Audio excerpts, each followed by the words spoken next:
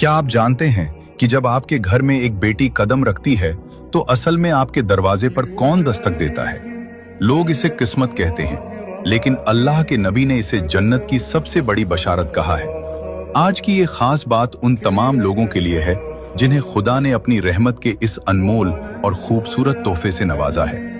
अल्लाह के नबी फरमाते हैं कि जब किसी के यहाँ लड़की पैदा होती है तो आसमान से फरिश्ते खास तौर पर उस घर की तरफ रुख करते हैं। जी हाँ, आपके घर फरिश्ते आते हैं। वो घर में दाखिल होते ही किसी तरह का शोर नहीं करते, बल्कि घर वालों को दुआ देते हैं। वो बड़े प्यार से कहते हैं, ऐ घर वालों, तुम पर सलामती हो, तुम पर खुदा की रहमत हो।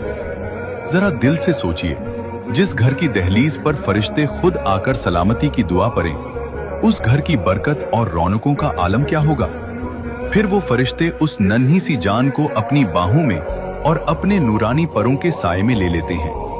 वो उसके मासूम और छोटे से सर पर मोहब्बत से हाथ फेरते हैं और रब की बारगाह में बड़ी आजिज़ी से अर्ज करते हैं, ऐ मेरे मौला, ये एक कमजोर सी जान है जो एक कमजोर जान से पैदा हुई है।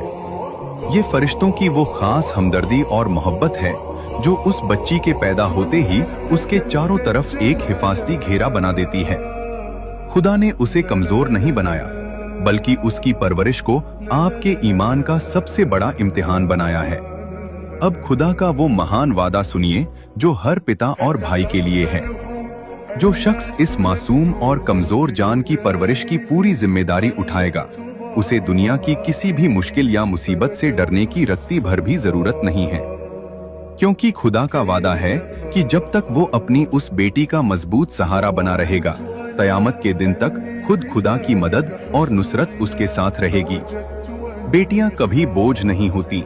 बेटियां तो वो जरिया हैं जो एक बाप के लिए जन्नत के 8 दरवाजे खोलती हैं और भाई के लिए दुनिया में इज्जत का सबब बनती हैं।